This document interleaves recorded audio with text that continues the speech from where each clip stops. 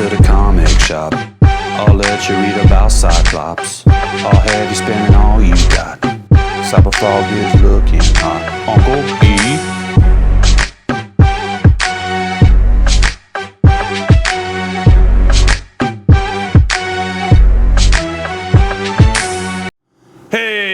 It's the Fawns. No, it's not. It's Big Legit, ready to talk about more amazing comics from the 20th century that could move the needle, because that's what we're trying to do here. We're trying to move the needle again in comic books. We're trying to make the comic book industry great again by highlighting what great comics look like and read like. Now, we talked in the past about this beautiful little gem called WildCATS from Jae Lee and Image Comics, but this isn't what we're talking about today. Today we're talking about this little gem called WildCATS Trilogy. And look at this beautiful art. Can you see? Can you see how that shimmers? See that?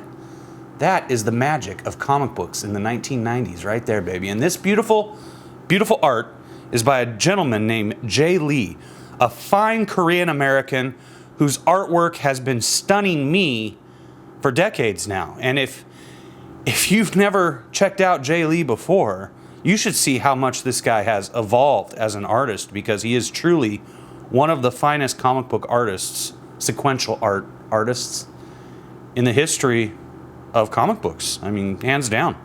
You think this is nice? I'm serious. Go Google Jae Lee, J-A-E, Lee. No relation to Jae Lee, even though he's working on Jae Lee's WildCATS. So this comic book came out in June of 1993, a year after the other original Image debuted in August of 92.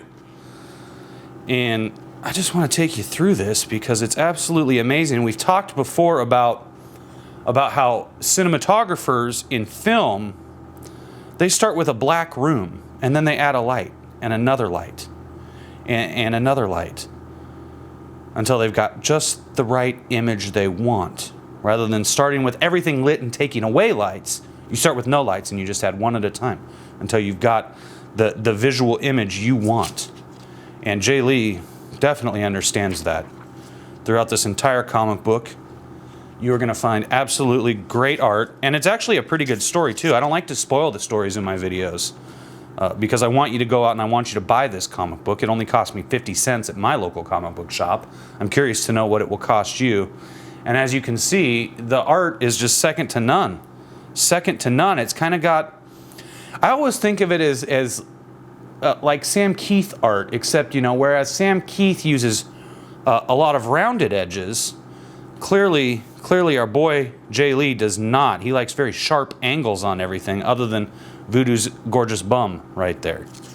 But you'll notice that there's a lot of sharp angles in everything he does, and it really draws me into it. And I don't know if it draws other people into it, but I find this artwork to be really stunning, really original. You instantly know who drew this. If you're a comic book fan and you're familiar with Image in the 90s, you instantly know who made this beautiful comic book. And I don't like to give away the story, as I said, but basically, you know, Grifter comes across a friend named Lonely who gives him the scoop on some stuff that's going down at the docks. So our boy Grifter, of course, goes down there, and he gets caught up by, you know, robot Terminator sort of creatures who are just gonna blow the living hell out of everything that's in their way. But you can't stop the Grifter. You just cannot stop him. And the Coda's after him. Hightower here. And this chick, Artemis, Sister Artemis. And Void here recognizes, you know, in her mind's eye that something is happening somewhere else, and she sees the Grifter and sees him in terrible pain. And Jacob Marlowe, Imp here, he's just like, well, let's get on it, sister. And so they do. And now check this out. This is Delphi. And half a world away, Delphi stands a lone woman whose youthful appearance belies her true age. Before her lies an iridescent pool of water that crackles with the mystical energy of aeons past. I know what you're thinking. This is the Lazarus Pit, you know, but no, Ra's al Ghul is not going to leap out of there feeling youthful anytime soon, because this is an Image comic book, not a DC comic book. Oddly enough, this would later become a DC comic book when Jae Lee would sell Wildstorm to DC. But anyway, so you know, you got my boy Grifter. He's captured by Artemis and Hightower, and the Coda's gonna just mess with him. And Coda's kind of like this quasi-religious sect that's doing their thing in the WildCATS universe, the Wildstorm universe. And just amazing artwork all the way through. He draws women so incredibly well, and he draws men looking so jagged and dangerous that I just can't help but fall in love with this art. Look at this beautiful shot of Zealot he's composed here. Absolutely amazing. And to be honest with you, the story here, like I said, I don't like to give that kind of stuff away because I want you to go buy this. But the story has drawn me in, and I am going to go pick up issue 2 and 3 at the comic book shop later this week because I want to find out how it ended. I cannot recall. It was 20 years ago. You know, closer than... This was 25 years ago that I read this. So it's hard to remember, you know, what was the story? What did happen here? But it's good. It's solid so far in this first issue. It draws me in, and it makes me want to know more. And here we see Fairchild. You might know her. Burnout, you might know her. Oh, Deathmate. We are going to cover this at some point in the near future. We are definitely going to cover Deathmate. Yeah. Anyway. Stormwatch. You know, I never read Stormwatch either. I always thought this character, this is Backlash. I always thought he looked really cool. You know, he's definitely got the same vibe as Grifter. All the Image characters, you know, it's either they look dangerous or they look sexy. And those are the only two choices. And sometimes they look dangerous and sexy for all the ladies out there. They will make dangerous and sexy. Grunge, another just totally awesome characters. And this is by Jeffrey Scott. Now that might be J. Scott Campbell. You know, when I look at the art, it's definitely J. Scott Campbell. But back then he was just Jeffrey Scott.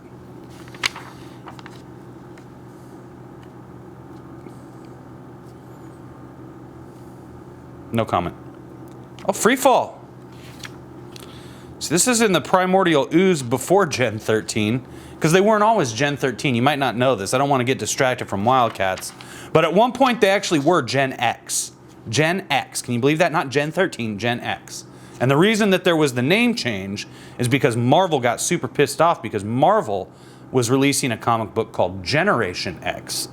And, you know, we just can't have that. You cannot have that kind of competition, you know. Let's face it, Marvel was afraid of Image back in this time. And who can blame them for being afraid? With stunning artwork like this and compelling, hot, youthful characters that we've never met before that we want to meet because they look so fun. But it was Gen X, and it had to change to Gen 13 right before it came out. And it's cool to see this because I totally remember this happening. But anyway, this comic book, pretty simple. You know, this video is pretty simple. It's WildCATS Trilogy. It's 3 comics. You're going to get them for 50 cents a piece. Maybe they're $1 at your local comic shop. You got to dig into the back issue bin. That's what I love to do, my favorite thing to do, because you're guaranteed to find good comics. And that's what I'm here to help you do. I know those back issue bins. They're huge. There's like 50 of them in my local comic book shop. And it's hard to find things that you know you're going to like. So that's what I'm here to do, is help you discover amazing comic books that you will enjoy. And WildCATS Trilogy, with this awesome foil cover, I guess we call this a foil cover, looks like foil cover to me, is just stunning artwork by Jae Lee. And you know, this kid Jae Lee, actually, to tell you a little bit about the dude, he started with Marvel Comics on a Beast serial, and Marvel Comics Presents number 85 that ran through number 92. But he really rose to prominence in 1992 for his work on Namor, the Submariner. He took over the art duties from John Byrne, but John Byrne stayed on as a writer, and the editor for Marvel Comics Presents and Namor, Terry Kavanagh, thought that it would be really good for Jay to be able to work with an experienced artist, or excuse me, an experienced writer like John Byrne. But it really wasn't until he got to Image that I think his career exploded. He did do some penciling on X Factor during the Executioner song storyline, and we'll talk about that incredibly hyped crossover at some point in the near future also. But really, he came to Image. He started on Youngblood Strike File. Just did like 3 issues on that, and then he did this WildCATS Trilogy, and this really blew him up to the next level because the art was amazing. And he also had his own comic book called Hellshock, which was about a fallen angel that Jae actually wrote and illustrated. I'm not sure how many issues that ended up running for, but the art was just as stunning. And honestly, you know, I would love to go to the comic shop and pick up something with Jae Lee, so I'm going to have to go to mycomicshop.com and see what else this gentleman has worked on, because his art, believe it or not, his art has improved over the years. And I don't think you can improve on perfection, but it turns out you can as he alters and evolves his style.